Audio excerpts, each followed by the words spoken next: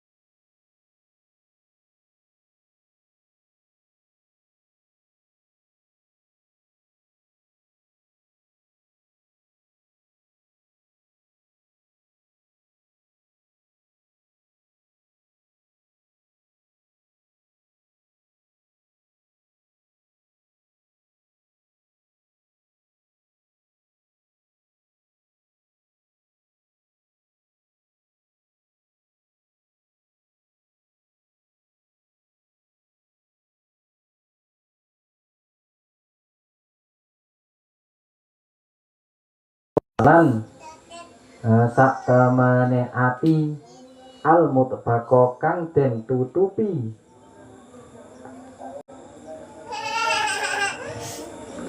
wal qalbalan sak temene ati lan sak temene ati al mamlu'a kang al mutbaqo kang den tutupi al mamlu'a kang cepet al mamlu'a kang cepet al mamlu'a kang cepet bil ghaflati kelawan lali bil ghaflati kelawan lali Allah wal qalbalan sak temene ati wal qalbalan sak temene ati al mutbaqo kang den tutupi al mamlu'a kang cepet bil ghaflati kelawan lali Allah kelawan lali Allah kelawan lali Allah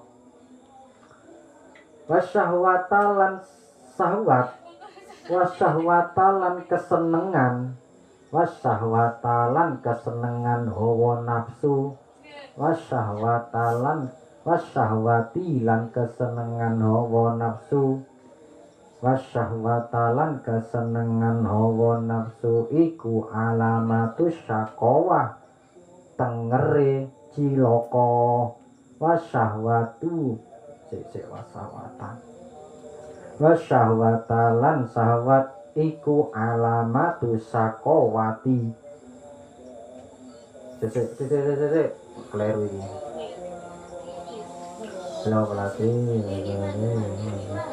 wasyahwati lan syahwat wasyahwati lan syahwat hawa nafsu iku alamatus syaqawati tetengere cilaka iku alamatus syaqawati tetengere cilaka iku alamatus syaqawati tetengere cilaka. Jadi lisane awak dhewe kok diculno lisane awak dhewe yo iku mesti perkataane ngawur. Nek wis perkatate ngawur iku alamate cilaka. Makane nanggone alala nanggone siiran iku ana keplesete lisan iku luwe lara tinimbang keplesete lali ya. Jadi lisane sampean kok ngomong wong ngawur utawa ngerti kepleset ya keplesete ilat utawa lisan iku luwih lara to luwih nemen loroe timbang keplesete sikil. Maksudnya kak omong sampean ngomong karo wong tua kok pencilaan iku iso nggarekno loro ati. Wong nek loro ati iku mesti sak teruse iku bakal gak seneng. Bahkan ana sing ngomongno perang musuh jengkel musuh kok sampe merangi wong musuh gara-gara belok agama iku gampang marine daripada sampean perang duwe loro ati. Paham? Contohnya sampean gak seneng koncone gara-gara arek iku Allah umpamane. Wis gak seneng kanca awakmu gara-gara sampean ambune gak enak umpamane. Atau gara-gara sampean gak tau adus. Iku gak senenge dilukto. Kan ono gara-gara sampean gara-gara arek iki gak tau adus. Tapi nek wis arek iki adus sampean malah seneng. Paham? Tapi sing loro ati sing sampean lokno iki mau lho. Bila gak tau adus, iku gak seneng nang atine. Loroe ati iku nemen, bahkan sampai digawa mati barang saking loro atine. Tapi sing ngelokno iku mau ketika arek iki wis adus, berarti kan seneng maneh. Sing dilokno iku mau gara-gara loro ati. Gara-gara loro ati, gara-gara cangkeme gak dijogo, angger njek. Wah. Lah iku sampai suwe, kadang sak minggu, 2 minggu, 3 minggu sampai sak wulan punjul. Bahkan meskipun sampean konco plek, ngerti konco plek? Konco plek iku mesti nang atine iku salah siji nek si konco plek iku mesti ono rasa jengkel. Cuma ditutupi gara-gara gak enak. Mesti iku. Lah, rasa jengkel, rasa gak seneng ati iki lho. Obate angel. Tapi nek kepleset sikil, keseliu iku diijetno wis waras. Sing loro awake dhewe, tapi nek keplesete lisan iku iso nggarakno tukaran, bahkan iso ndadekno paten pinatenan. Makane nang kene dawuhno, makane nang kene kitab dawuh Imam Ghazali wa'lam anna lisan al-mutlaqo wal qalba al-mutfaqo al-mamlu'a bil waqlati wasyahwati alamatu syaqawa. Kabeh iku mau tentang reji loko. Fa idalam taktul mongko ing dalem nalikane ora mateni sapa sira, mongko ing dalem nalikane ora mateni sapa sira, mongko ing dalem nalikane ora mateni sapa sira,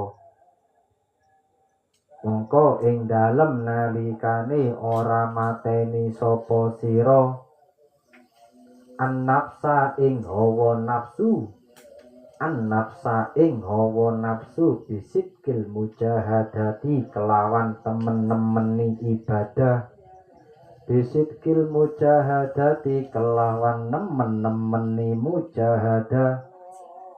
Dikirim sampai kok. Bisidkil mujahadati kelawan nemen-nemeni, bisidkil mujahadati kelawan nemen-nemeni ibadah.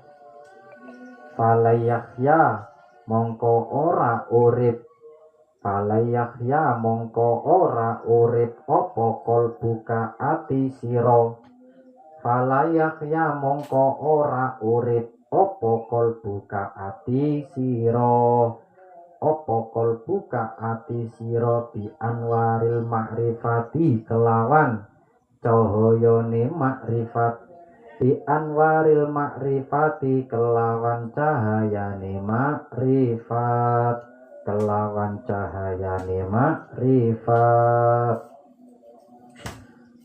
Perkara ala iku mau kok awak dhewe ngejarno, dijarno gak ana perlawanan kanggo merangi hawa nafsu iki mau, iku iso ndadekno awak dhewe atine mati, utawa atine awak dhewe gak oleh cahayane makrifat pun.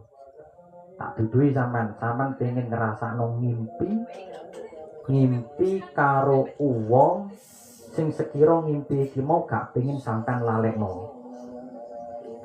Krungu. Ngene.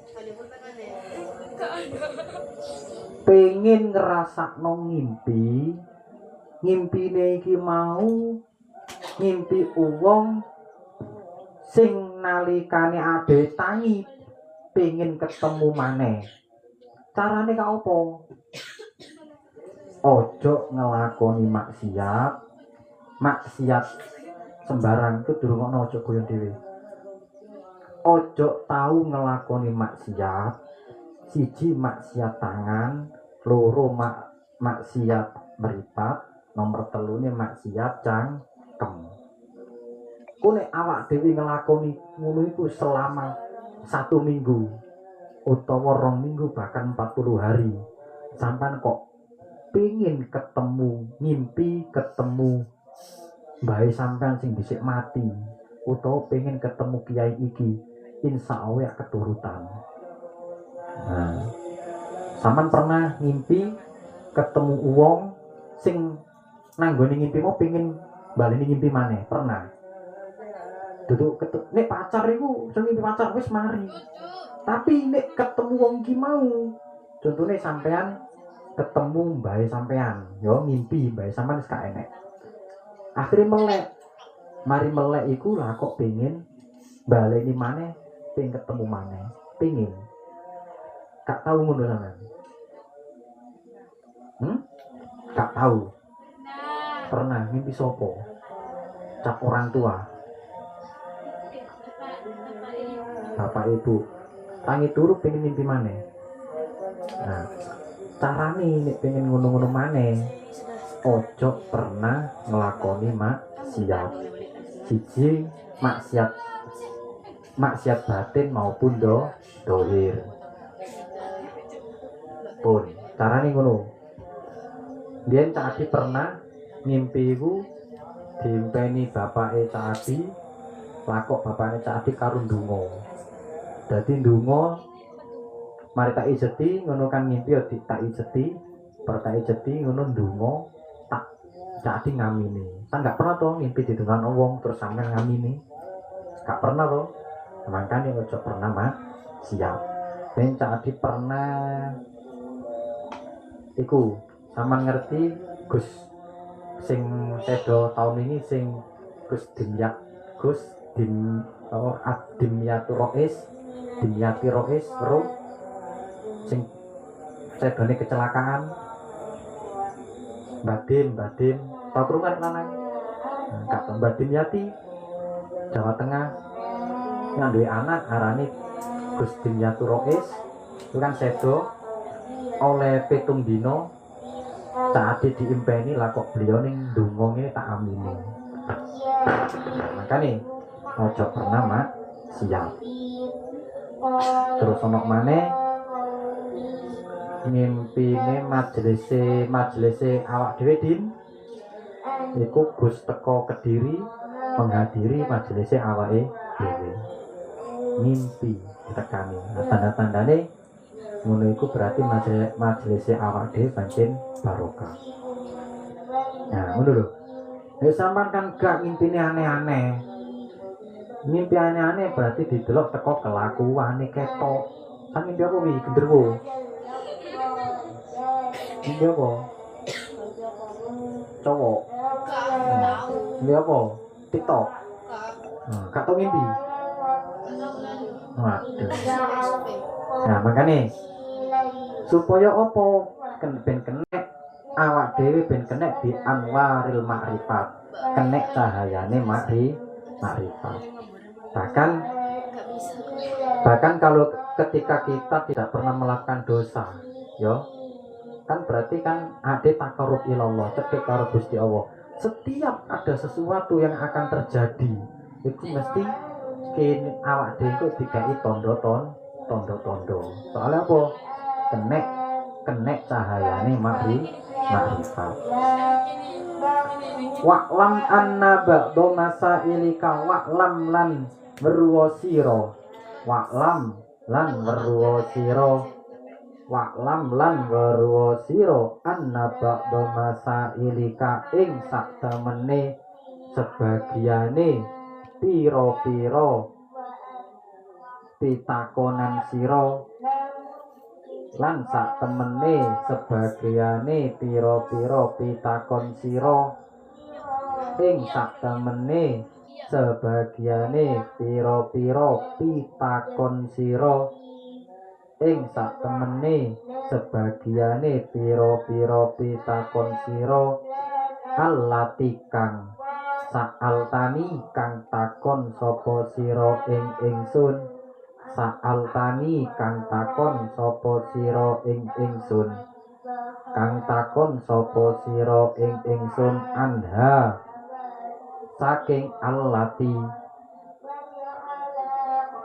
anha saking allati layastakimu iku layastakimu ora iku layastakimu ora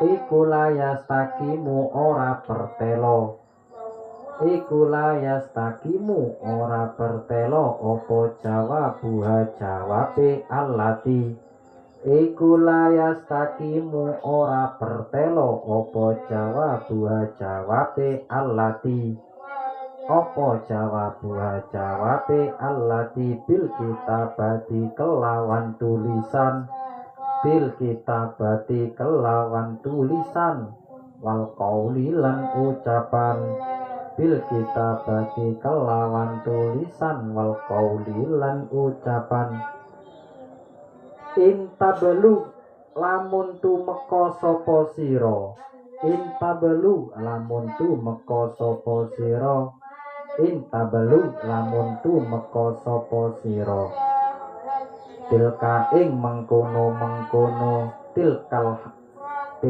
halata ing mengkono-mengkono tingkah tilkal halata ing mengkono-mengkono tingkah ing mengkono-mengkono tingkah ing mengkono-mengkono tingkah takrifu kang weruh sapa sira takrifu kang weruh sapa sira ma ing perkara hiya kang utawi ma hiya kang utawi ma wa illa lan namun ora tabluk tilkal halah wa illa lan namun ora tabluk tilkal halah wa illa lan namun ora tabluk tilkal halah fa ilmuha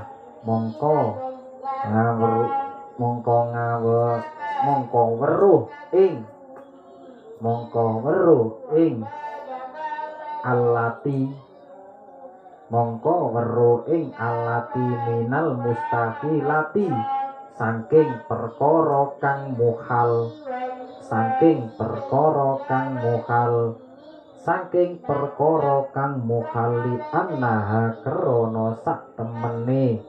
li annaha krana sak temene allati li annaha krana sak temene allati daukiyatun kang bangsa pengicip daukiyatun kang bangsa pengicip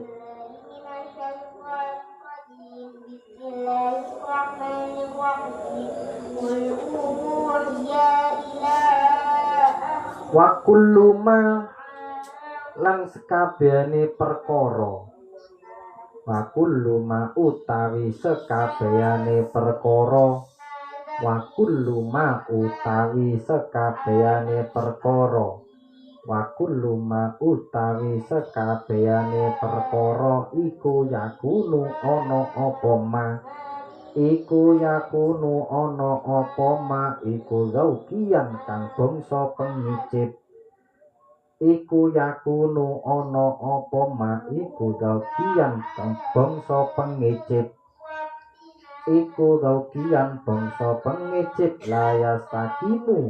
layastakimu kang ora pertelo layastakimu kang ora pertelo opo layastakimu kang ora pertelo opo wasfuhu sifatim ma opo wasfuhu sifatim ma tidak mana nih kita pulpen nah opo wasfuhu sifatim ma opo wasfuhu sifatim ma bil qauli kelawan ucapan bil qauli kelawan ucapan bil qauli kelawan ucapan kahalawatil kulwi koyok manise perkara manis koyok manise perkara manis koyok manise perkara manis wa miraratil murri lan koyok pahite perkara pahit wa miraratil murri lan koyok pahite perkara pahit lan koyok pahite perkara pahit la ta'rifu ora den weruhi la ta'rifu ora den weruhi la ta'rifu ora den weruhi apa halawal kulwi wa miraratil murri la ta'rifu ora den weruhi apa halawatil kulwi wa miraratil murri la ta'rifu ora den weruhi apa halawatil kulwi wa miraratil murri illa bidauki kejaba kelawan ngicip kejaba kelawan ngicip kejaba kelawan ngicip kama hukia kaya oleh den critakake kama hukia kaya oleh den critakake kama hukia kaya oleh den critakake kama hukia kaya oleh den critakake anak aninan ing sak temene pelo ing sak temene pelo ing sak temene pelo kata kirim surat kata kirim surat ing sak temene pelo kata kirim surat ila sokibin maring konco ila sokibin maring konco ila sokibin maring konco lahu kang kedue sik mau maring amin apa lahu maring amin lahu maring amin opo an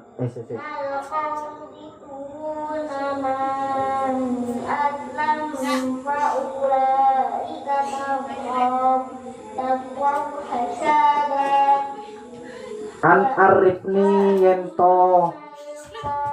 arifni yento meruhno siro an arifni yento meruhno siro an arifni yento meruhno siro an arifni yento meruhno siro labdatal mujamaati ing enake jima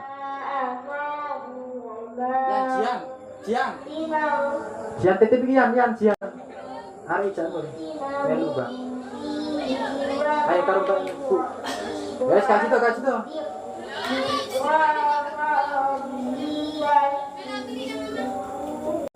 Lazatal mujamaati ing enake jima Lazatal mujamaati ing enake jima Lazatal mujamaati ing enake jima kaifa takunu kaifa kaya ono kaya apa kaifa kaya apa takunu ono apa mujamaah takunu ono apa mujamaah takunu ono apa mujamaah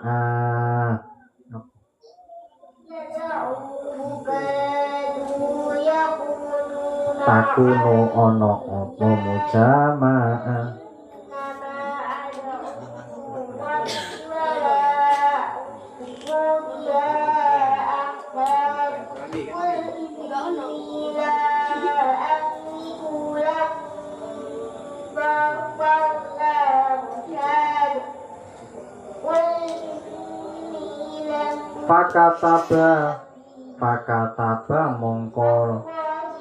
Fakataba mongko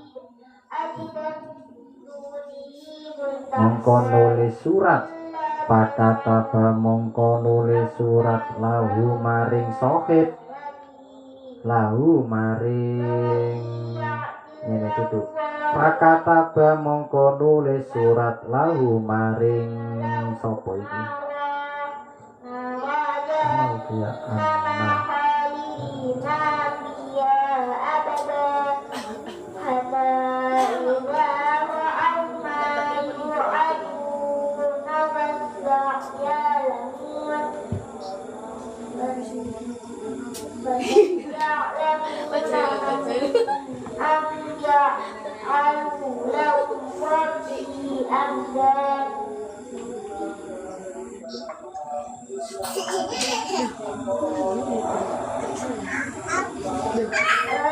fakataba mongko nulis surat lahu maring soket dijawabi ing dalem jawabi amin, dijawabi ing dalem jawabi amin. Ya fulan, ho fulan, ini sak temene ingsun, ini sak temene ingsun iku kuntu ana sapa ingsun, ini sak temene ingsun iku kuntu ana sapa ingsun.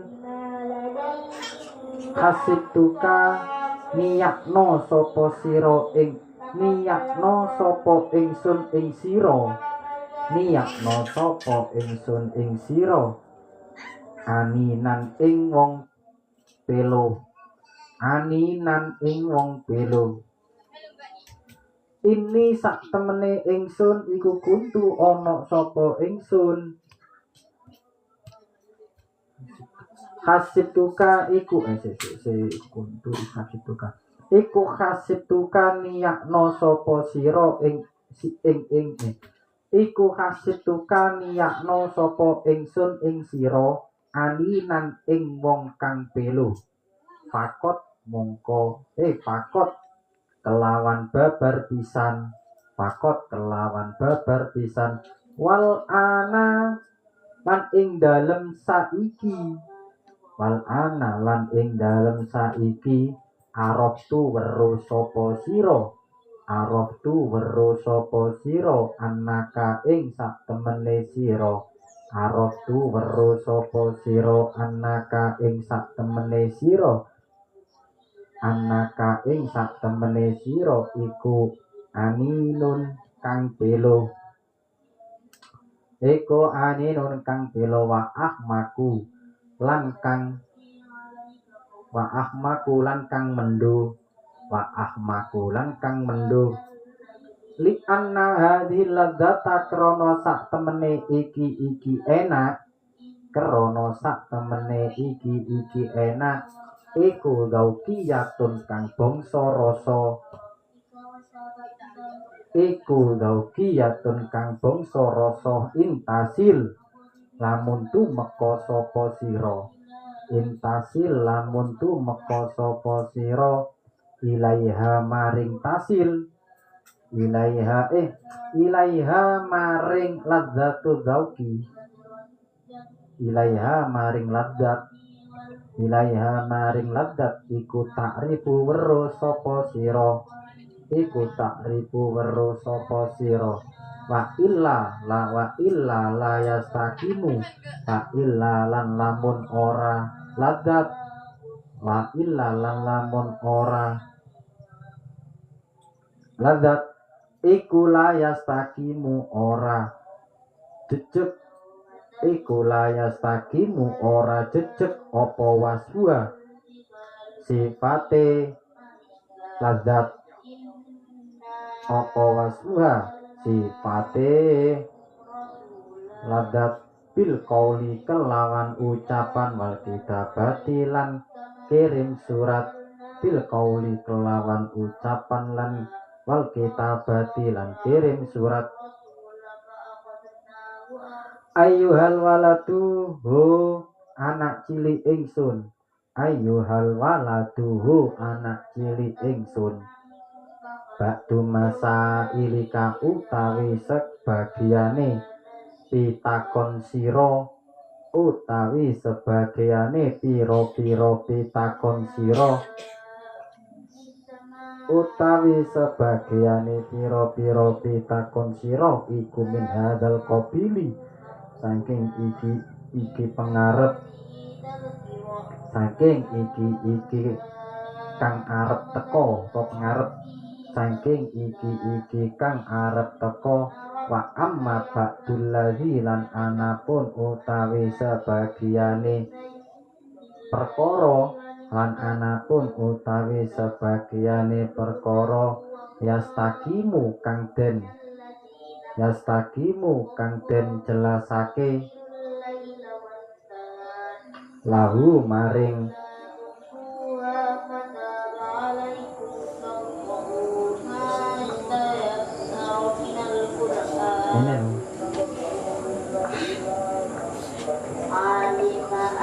yastaki orang den jelasake lahu maring masalah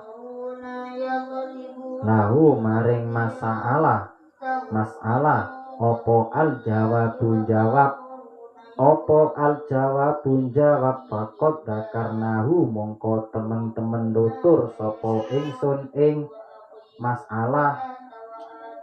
masail mongko temen-temen nutur ing masail fi Ihyail Ulumuddin ing dalem kitab Ihya Ulumuddin ing dalem kitab Ihya Ulum wa ghairihi lan liyane kitab Ihya Ulum lan liyane kitab Ihya Ulum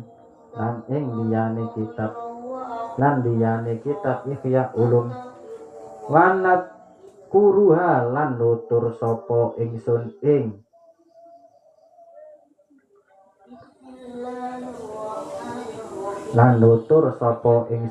Ihya Ulum wanat kuruha lan nutur sapa ingsun ing Ihya Ulum guna ing dalem kene panggonan nabadan ing pira-pira juz minhu saking alladzi wa nusyiru lan aweh isyarah sapa ingsun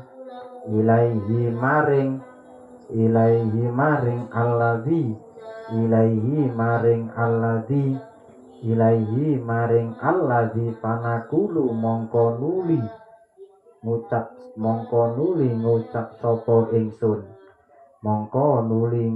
sapa ingsun kot wajaba ala saliki arba'atu umurin kot wajaba temen-temen wajib ala saliki ing atase wong kang ibadah alal asaliki ing atase wong kang ibadah dalan akhirat kot wajaba temen-temen wajib ala saliki ing atase wong kang ibadah dalan akhirat opo arba'ata umurin papat piro-piro perkara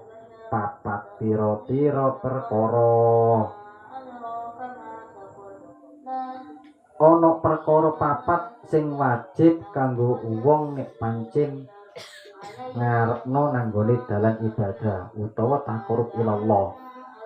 Perkara wae al amru utahe perkara al awalu kang kawitan.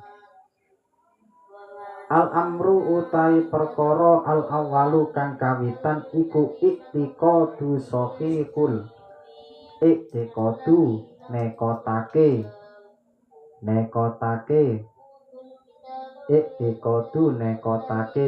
sahihun kang sah sahihun kang sah layakunu kang ora ana fihi ing dalem iktikot fihi ing dalem iktikot bid'atun apa bid'atun bid'ah apa bid'atun bid'ah bid'ah iku ana sing hasanah karo ana sing dolala. Bid'ah dolala iku bid'ah sing iso ndadekno awak dhewe kesasar. Nek bid'ah hasanah iku bid'ah sing apik. Maksude ka apa? Contone Quran zamane Kanjeng Nabi iku ditulis nanggone watu, nanggone oparane godhonge kurma, nanggone welulang, nanggone kayu-kayu. Akhire ana sahabat sing ngomong lan meneh nek wis ketika zaman Kanjeng Nabi sedo, kok sahabat iki ngumpul-ngumpulno jagani ana sahabat sing tak apal Quran. Akhire kabeh Quran sing ditulis nanggone kayu, watu, kulit unta, kulit wedhus iku dikumpulno dadi siji. Nah, iku arane bid'ah hasanah. Nek zaman Kanjeng Nabi kan gak ono Quran. Zaman Kanjeng Nabi gak ono Quran. Ono Quran iku pas wayahe sahabat. Nek zaman Kanjeng Nabi ono tulisane tapi sik rupa surat iki ayat iki diturunno nanggone Kanjeng Nabi disampaikan lunga nanggone sahabat. Akhirnya karo sahabat ditulis. Setelah sepeninggalan Kanjeng Nabi, akhirnya tulis-tulisan iki mau dikumpulno terbentuk arane terbentuk dadi sak Quran. Wasani utawi kang kaping pindho, wasani utawi kang kaping pindho, wasani utawi kang kaping pindho iku taubatun taubat iku taubatun taubat nasuhun kang murni taubat nasuha iku tobat apa sih? Ana wong mari nyolong lakok ketemon akhirnya ngomong kak isun gak ngelakoni muni tobat kak isun gak ngelakoni ngomong khilaf tapi pas wayahe kana wong sing weruh lakok ngelakoni maneh iku arane gak taubatan nasuha. Apa sih taubatan nasuha? Layar jiu kang ora baleni sapa layar jiu kang ora baleni layar jiu kang ora baleni tak ing layar jiu kang ora baleni sapa wong bakda ing dalem sakwise tobat bakda ing dalem sakwise tobat ila zallati maring ngelakoni dosa. Jadi dhisik kelingan zaman ngaji ono almarhum Kaji Jaiman. Kelingan. Jadi almarhumah Kaji Jaiman iku pas wayahe ono dhisik kan ono rutinan mak-mak ngaji sak minggu pisan lakokno almarhum Kaji Jaiman iku kan urung mati lakokno takon nang Adi takone ngomong di Adi ye aku ngaji isun bisa iku ngelakoni dosa kira-kira isun iki njaluk sepuro iku di sepuro gak karo Gusti Allah. Tak jawabi jawab karo Adi tak jawab ngene sak gede-gedene dosa sak akeh-akeh ade ngelakoni dosa iku iso dihapus nek awake gak ngelakoni mamane. Lah sampean ngelakoni maneh apa gak ngaji? Ya wis gak saiki ya wis tuwa ya gak ngelakoni. Dadi wis tobat. Akhire gang pirang dino, gang pirang wulan terjanjeni ya wis meneh pas pertemuan ngaji yang kedua, pertemuan ngaji yang selanjutnya lakokno kaji Mbak Haji Jaimah takon lah langgarmu iku ngedeke apa langgarmu bangune kapan? Langgar maksudnya iki langgar iki kan langgar asline. Langgarmu bangune kapan? Oh, sik urung ono biayai Mak Haji. Lah opo yo enggak. Nek meneh nek kamu apik bangun langgar ngomongo yo. Kok sapa werung kok isun be ono 50 iso bantu. Ngono Mak Haji, Haji Jaimah. Nah, akhirnya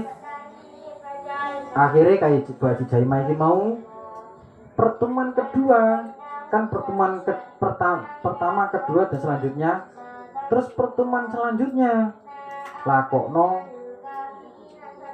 pertemuan selanjutnya kan prei terus pertemuan selanjutnya lakokno gak ngaji gara-gara disi ono karnaval lakokno Haji Jaimah sedo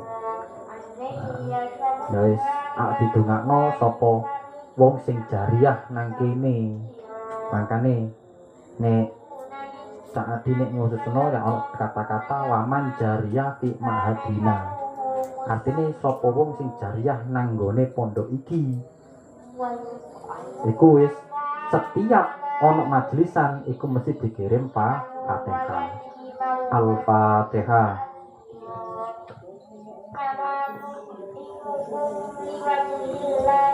Wes aja tutup maksudnya Fatihah nang gone sing jariah mau ditutup akhirnya wes to mari pertanyaan iku yo pertanyaane Haji Jaimah terakhir kuwi bar ngono lah kok wonge sedo berarti wonge iki mau Husnul Khotimah. Nah makane iki duwe wong-wong sing jariah nek Haji Jaimah kan ngomongi langgar yo iki aslinya langgar cuma nek gawe pamflet iku diarani aula serbaguna soalnya gak enak karo langgar sebelah itu kan langgar kok nek kene ngomong langgar kan gak enak cedek karo langgar akhirnya kini gawe kata-kata pendopo diarani pendopo serbaguna tapi sejatine iki arane langgar langgare opo arane Nur Huzaimah joko kata-kata sing nyumbang Nur Huzaimah itu mau lah makane iso ndadekno amale wonge sing wonge wis gak enek iso ndadekno sampeyan traweh karo ngaji gak kaudanan berarti tenan pancen jariah wong ki mau barokah makane awak dhewe wingi kan tak omongi ojo sampai jariah itu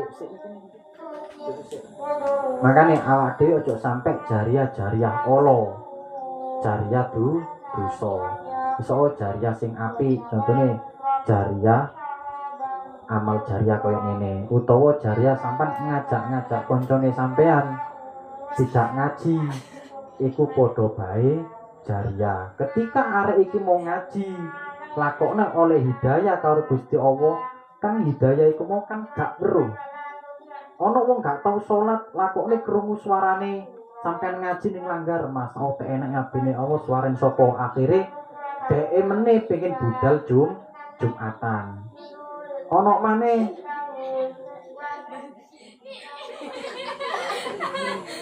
yo wis yo sawo buka